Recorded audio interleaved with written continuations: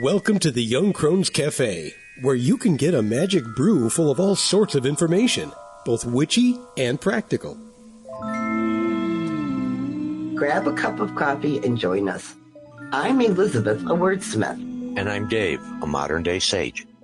We are going to talk about various witchcraft and life topics from a slightly more mature perspective, at least most of the time. Thanks for joining us. On the Path, which is the name for our personal witchcraft practices, we have spent a great deal of time discussing what we believe and why. These conversations led to the writing of a book full of information about our tradition. We call these beliefs metaphysical kernels of thought because they are the start of much, much bigger ideas. We thought we would share some of these with you. So, today's metaphysical kernel of thought is the two worlds of the mundane and the magical.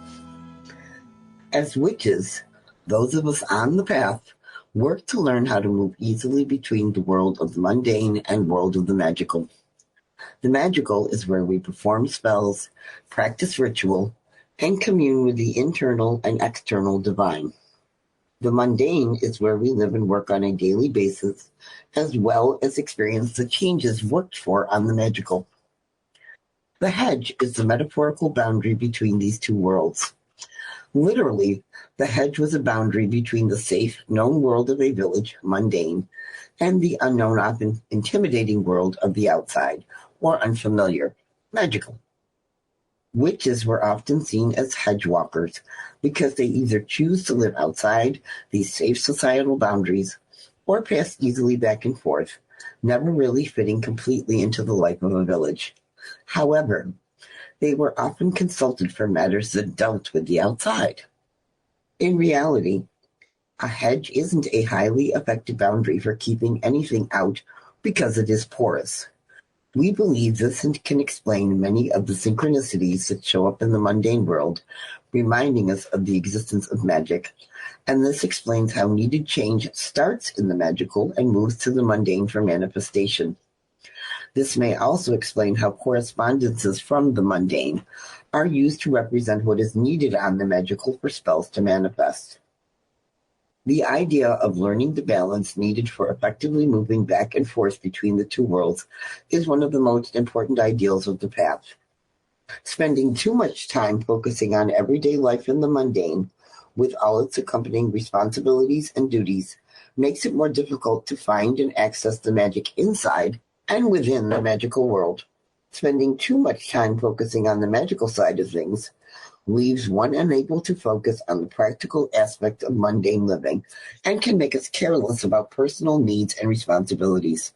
Finding that balance between is a skill that takes time to practice, to respect, and develop. Tonight, we're going to start our discussion on the two worlds of the mundane and the magical. We've been focusing with the last podcast episodes more specifically about the types of energies we work with. And in our Traditions of the Path book, it's our metaphysical kernels of thoughts are kind of divided into sections. And this section that we're starting with now focuses more on concepts upon which we base some of our major beliefs. Is the best way. This is going to be fun stuff. Yeah. Yeah. Well, you have to start out with figuring out the concepts, and then you can figure out why we need the beliefs to go with them and what we believe about them once we've kind of defined and figured out what they are. I'm with you. Okay. So today we got the two worlds of the mundane and the magical. When you think about it, that mundane is that everyday physical existence that has linear time and arthritis and children and jobs, mortgage and grocery store and all that everyday stuff that make us human. And then the magical is the side where we can go and do spells and perform ritual and experience that transcendent state that they talk about all the time and commune more easily with our internal and a spark that wants to connect to the external. Even before I became part of the podcast for the last, I'm going to say, better part of a year, my focus has been more and more on trying to not be from moment to moment either in the magical or in the mundane, but kind of, like the model of the hedge, walking the hedge, or in my thought, straddling the hedge, where I have one foot in both. Mm-hmm. And I realize I can't stay there because I'm always going to be pulled one direction or another. But that being the ideal, where I can embrace the magical in my mundane, mm-hmm. and I can recognize the mundane in my magical. Yes, and the whole idea is the porousness allows, we think kind of those are where those synchronicities that we talk about all the time come from. Those little aha moments is kind of leaking from the magical into the So instead of a wall, it's a hedge for a reason, in that it needs to be able to organically pass energy back and forth through it. Yes, exactly. I had never thought about that way and actually phrased it. So I think I said that for Dave, Yeah, I think that's a great way to put it. I mean, because it's porous, stuff goes back and forth. That's why we can find a correspondence on the mundane that relates to the physical that we can take into our magical practice to stand for something else on the magical, and then have it manifest in the mundane again. I had never thought about associations or correspondences that way, but yeah, you're absolutely right. I can almost connect the dots in between the leaves of the hedgerow with many of my different correspondences from the mundane to the magical. And back again. So yeah, it's kind of neat. And you talk about straddling the hedge. It goes back to that ideal of balance, which we talk about all the time. Well, it's something I was going to mention.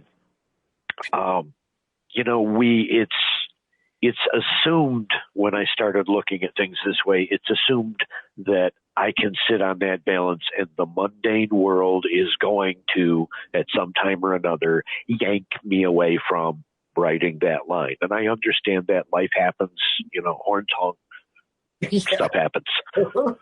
But I hadn't really until more recently recognized that there are times when the magical can reach up and grab me and yank me off of that balance just as real, or have just as real of an impact as it does on the mundane side, mm-hmm. in that I was in the middle of really getting something done, and now I'm having amazing chanting thoughts, but I'm not getting any of my stuff done. So understanding kind of where to have my focus and where to want to have my focus, if that makes sense. It does, actually, because we talk about in this particular thought that we can get stuck in the mundane.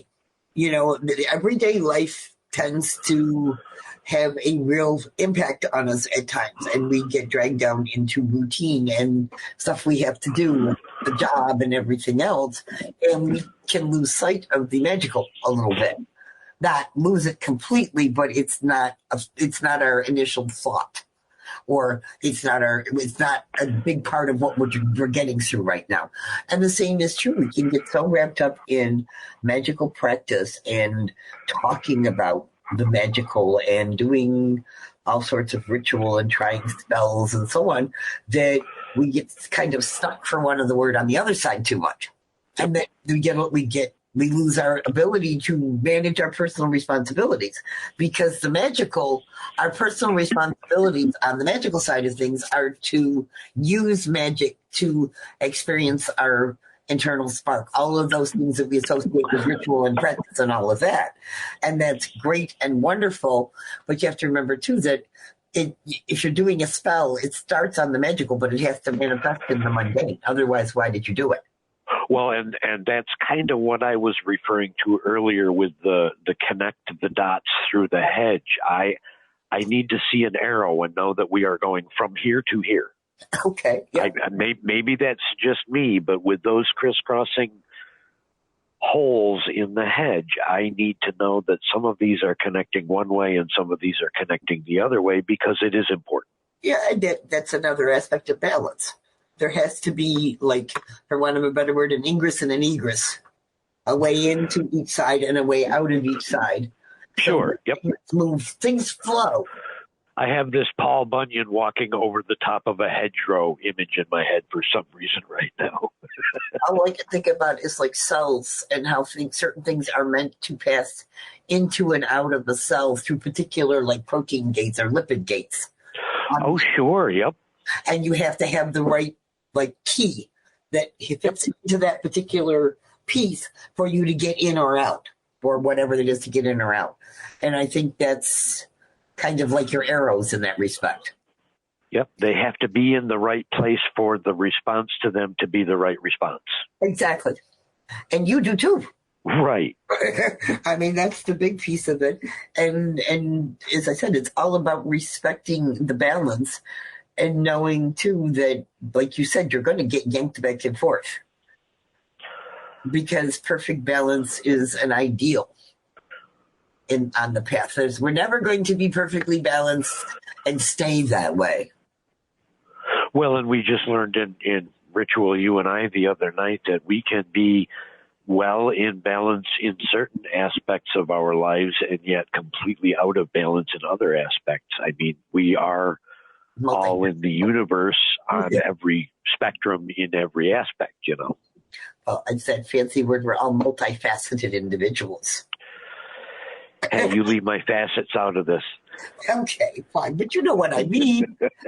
Of course I do. Yeah, and I like, I mean, granted, next time we're going to literally specifically focus on balance, but the whole idea, again, bringing it back to the idea of there's a magical side of things and there's a mundane side of things. And sometimes that hedge allows you to shift your focus depending on, like you said, you're straddling, but sometimes you're going back and forth. Sure. It's like when you go into Ritual, you end up on the magical side of things. So you have gone through the hedge, and there's like a boundary, and now I'm in that time without a time and in a space without a space, and I'm doing Ritual. So I'm all on the magical, and then I come back through the hedge into the mundane and ground myself back to what, for a better word, is our physical reality. Very often changed in some way, or we've done magic that we bring with us so that it can manifest on the mundane. Right. I was just quiet there for a minute because the way you described being in that time or that place without a time and whatnot, that description that you used for the magical could be exactly the same description that I use for the place I am when I'm meditating. Yeah. And I just thought it was interesting that, that makes sense in my life, in Dave's life, when I am fully into a meditation. Oh yeah, I am absolutely 100% purely magical, and there is no mundane. No. And I embrace the feeling when I am there that is really the me, and this mundane is just a temporary vehicle for this set of lessons. Yes, precisely. You know, and as I said, if you want stuff to manifest it has to manifest somewhere. Absolutely, yep. And let's be honest, the reason we tend to do spells is to help change something in our lives that we're currently living on this planet, as it were. Right. Most of our spell work involves management of our mundane lives. Yes. And I almost want to say that shouldn't be that way, and maybe that's a topic for a completely different day. But how much of our magical time and energy do we spend on purely magical or philanthropic, world peace kind of prayers, as opposed to, taking care of a new set of tires for the car or whatever, Yes, well, you also have to think in terms of like a microcosm and a macrocosm, as above, so below. Sure. Yep. If my tires if you're thinking of it in terms of, say, climate change, if I don't have good tires, I'm going to burn more gas. I'm going to contribute more to the fossil fuel issue. You know what I'm saying? So if I magically say, I need X to get these tires so that my car runs the optimum that it can, so that I am polluting the atmosphere less. So your general intention is of green or philanthropic intent. Yeah, sometimes, not always, because sometimes. I just want you. I just want you and the kids to be safer. That's all. Oh yeah. Well, I know that. No, but I'm just saying in general. But in general, when you think about it, you can not necessarily spin it that way. It's kind of an unintended consequence.